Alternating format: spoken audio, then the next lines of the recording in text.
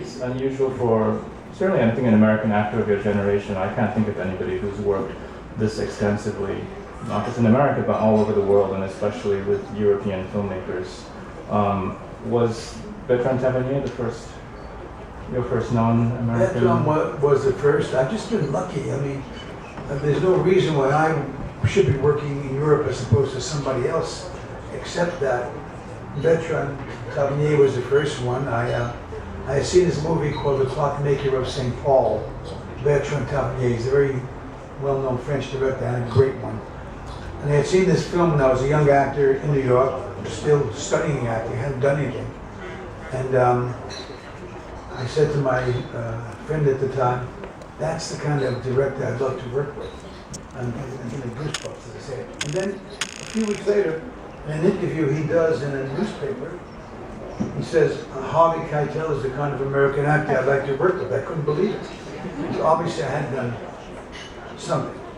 And then Bertrand called me to do this film called Death Watch with Romy Schneider. And that was the beginning of my ventures in Europe. And then, I'm sorry. And then at the Scola, Muller. Right. You have especially, I think, rich sort of parallel career in Italian cinema too, with Italian filmmakers. Vittorio Scola, you mentioned. Also Dario Argento, who's here. Dario Argento, who's here in the Jews. Paolo Sorrentino, as recently as a year or two ago. So. Tarantino, Sorrentino, I'm waiting for the next Tino. Maybe it's one of you. Let's talk a bit about Tarantino, since with Reservoir Dogs, again, another filmmaker who was unknown at the time, you went so far as to actually help him get the film made by coming on board as a co-producer. What was it about the script that made you want to do that? Well, Edward should know that Quentin had not, when I met him, had never directed a frame of film in his life. He worked in a video store. And his screenplay was given to me by a colleague of mine, a woman from the Actors Studio, who called me one day and said, Harvey, I have this screenplay I think you might like. She had known the producer, and the producer had asked her if she could get me the screenplay, which she did. I can't remember her name right now, I'm sorry to say. And I read the screenplay. It was just one of the most unusual scripts. We're talking about Reservoir Dogs. Just his writing alone was just something out of the ordinary. It just moved me in a certain way. Like when you move, you have a revelation seeing a piece of art somewhere. You just the head sort of shifts. What is it? What is this? And that's how we first met. And then we met in Los Angeles. Someone got us together. And my doorbell rings. I was doing a movie there at that time. I always lived in New York. The door opens and there's this big guy standing in the doorway. He says, Harvey Keitel? I said, Keitel, come in. And to this day he calls me Harvey Keitel. And there he was, very hungry because he had not much money to eat. So I opened up my refrigerator to him. 2 or 3 times, then I stopped opening it for him.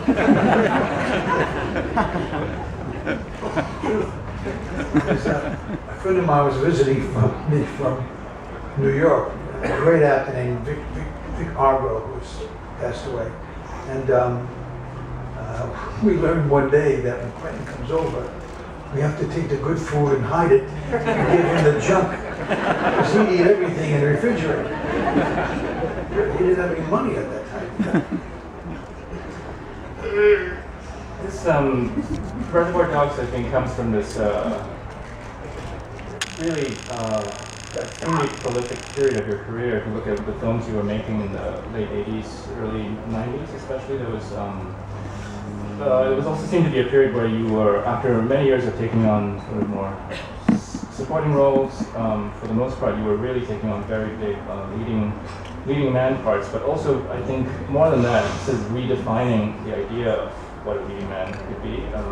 And I think one film that really does that is Abel Ferrara's Bad Lieutenant. Abel presented you last night with the award, and I also heard both of you reminiscing last night about what happened when you first read the script, which you didn't actually finish. Maybe you want to share that story with me. Yeah. Well, this is all the beginning of my journey with independent film, which is probably the most important part of the idea of cinema that exists, really, are your stories. Who's the writer, who's the actor, who's the producer, maybe someone sitting next to you. Don't wait for Hollywood. Hollywood will find you once you tell us your stories. Your stories are important, and you can redefine Hollywood. Hollywood's a good place because it's created such an unusual event, but you could reform it with your work. They have nothing to teach you. You can teach them about the importance of your work. But to come back to Abel, I was eager for a lead role in the movie. I've been doing a lot of supporting roles, and the only way to get someplace, to get power, is to be a lead in a movie and make more money, and that buys you power to do the kind of films that you want to do. So Abel had the same attorney I had at the time, and my attorney said, Harvey, I have this screenplay by Abel Ferrara, and he wants you for the lead in the movie. I said, send it over. So I was at a hotel in California at the time called the Chateau Marmont. I was by myself, moaning over why can't I get a lead in the movie. So I pick up the script.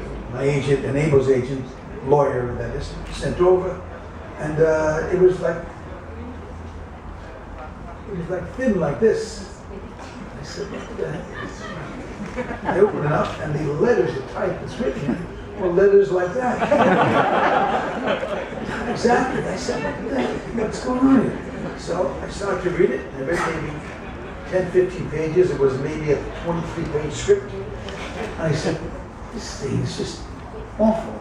And I literally took it and threw it in the wastebasket, which was right by the desk I was reading from. I got up, walked around a bit in my room, feeling sorry for myself. I said, maybe I'd better finish it. And I literally reached back in the garbage and took it out. I continued to read, and I came to the part of the nun in the movie, for those who have seen the movie. And the part of the nun was written so beautifully. A woman wrote that part. Her name was Zoe Lund, and she had written the screenplay with Abel. But she wrote the most profound part of the screenplay. And it was just brilliant. It knocked me out. And then I knew what I could do with this story. Because my part was hardly written. That's accounted for the huge letters. I finally asked Abel when I met him, why did you use these huge letters? He said he needed more pages to sell the script to somebody. Nobody wanted to make a script that was 15 pages long, I said, oh my God. And then we filled it in. We improvised a lot, and we found the story of the Bad Lieutenant when we got together in the doing of it. And this young woman, Zoe, was a big part of that. She unfortunately succumbed to an overdose of heroin and died way too early in life.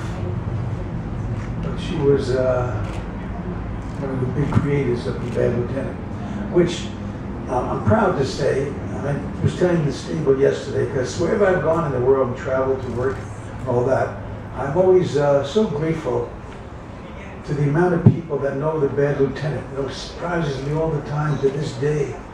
I would say that more people approach me about the Bad Lieutenant, and it always seems like a mystery to me how the young people know it today and older people. But I'm just very proud of Abel's work in cinema. It's been astonishing work. He's a maverick sort of guy, so there's been too little of it now. I hope he and I will get together and do something else. Right? Okay. Can you say just a little